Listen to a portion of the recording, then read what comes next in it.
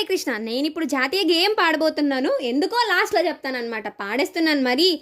Vande Mataram, Vande Mataram, సుజలాం సుఫలాం మలయజ శీతలాం సస్యశ్యామలాం Mataram Vande Mataram శుభ్రజ్యోష్ణ పులకితయామినీం పుల్లకుసుమిత ద్రుమదలశోభినీం సుహాసినీం సుమధురభాషిణీం సుఖదాం వరదాం Mataram Vande Mataram.